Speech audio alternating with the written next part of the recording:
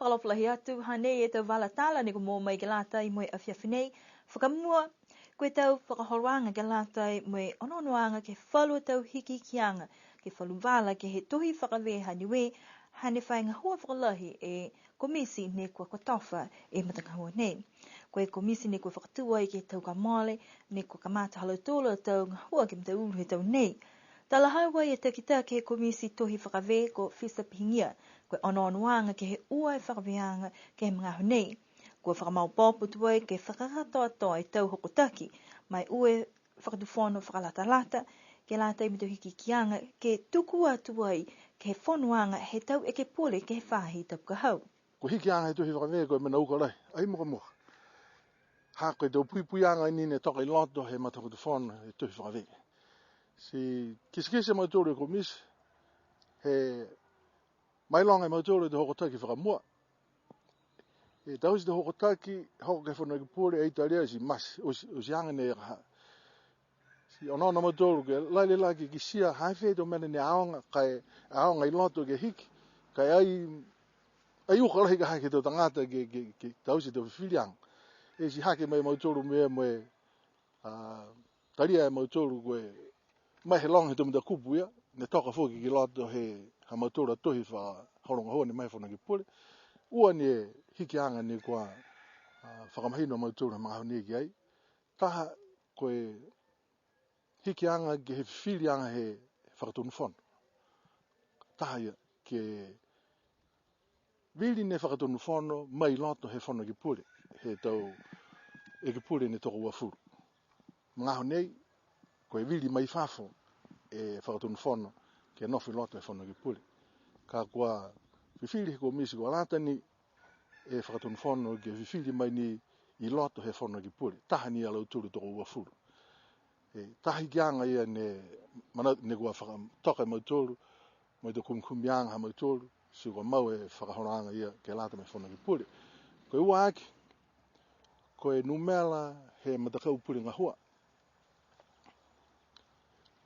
Te mga hone koe toko tōru uha lau tōru. Kai anono e komisi ki ai, kua lata ni ke tō hifo ke taha. Ke muka whoki, tau whiwhirianga. Ha koe tunga nei loa te tōru ha lahi ni koe wha tuhim dare mai kua au, ke toka ni ke patu nā mai ngoa whoki. E taha kakano e ni anono ki ai. Ka whakatatai atu ki Rarotonga, ngā lahi ka hai tangatanga hui Rarotonga, kai taha ni komisi na halau tōru. E si koe anono e komisi kua lata ni ke taha whoki, e komisi na ke muka te whiwhirianga, kai hai ai, whai tau se anga, ke he taha mta kautunga e appeal panel, ke liu kisi ke he tau whiwhirianga he tangata toko taha ia.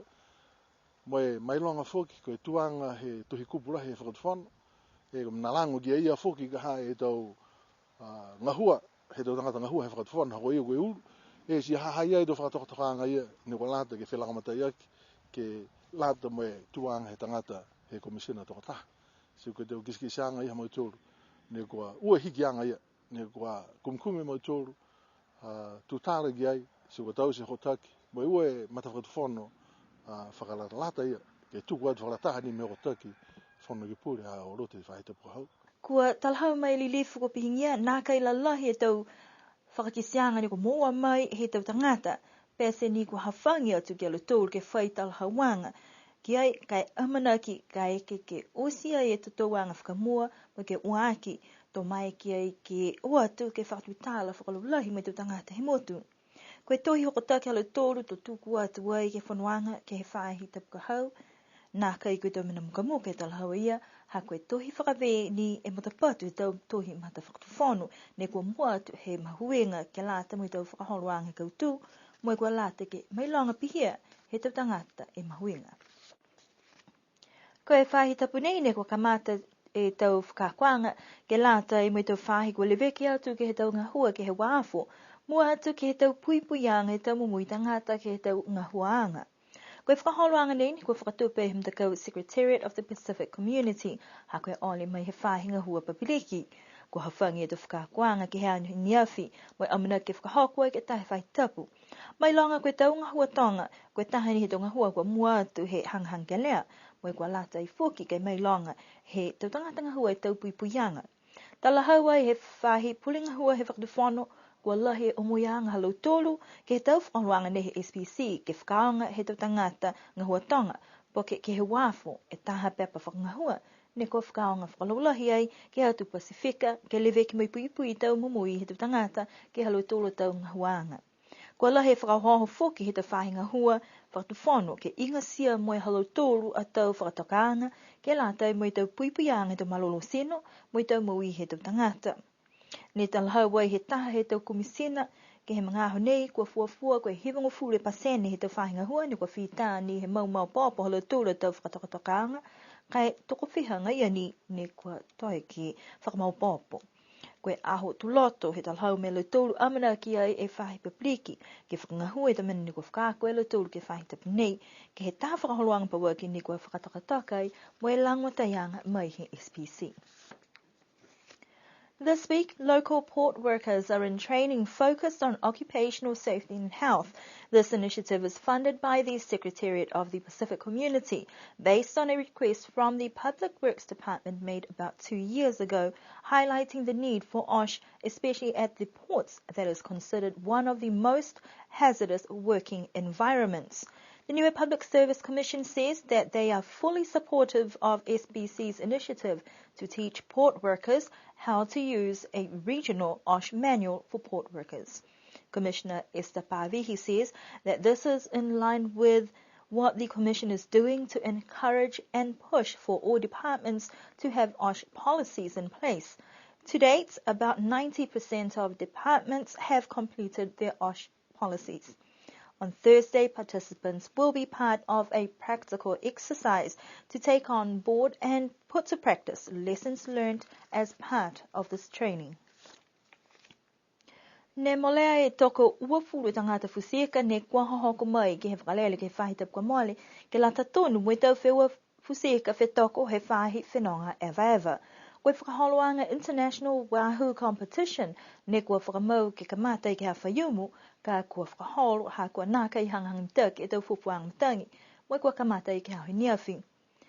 Toko ua furu maono alutore tu tangata o mai ke lata we whetoko nei mo tal hawai he taki e whahe whenonga ewa ko Hayden Porter kua mitaki lahi ke lata mo tau puhala mo watope ha kua tamai fuki e whala i halutole tau toko ua. Koe tau fuafuang ke tau tope moa mai motu mole tai seo aiftahala ha kua mai ke alutole ki tau tongi tau nono fuanga tau kai tau puhala o whano mai ua tu fuki ke whala tau whakaholoanga ke he kiskisa ke he motu. Ki sia fuki e tangata ko Jeff mai hana matakau pukiata kua liriu mai ke poke tau wheua ke mai ke whakapuloata ke halalo lahi ke whia manako e tau tangata ki o mai ke ewa mai fusi ka i niwe. Koe tau whakaholoanga ke he au whakapā i niawhi ne kua kisia e paala ne kua mua te mamafa fuai e lo tolu hongfu mahiwa poi ni tahe kilo mawai he matakainanga ko Stephen Boy ko ia ni e tangata Australia ni kua kauwhakataha mo i matakau. Koe taha fuata kua ke he taha fuata fuaki mamafa hongfu matolu poi ni tahe kilo ne mawai e Dina Helesau.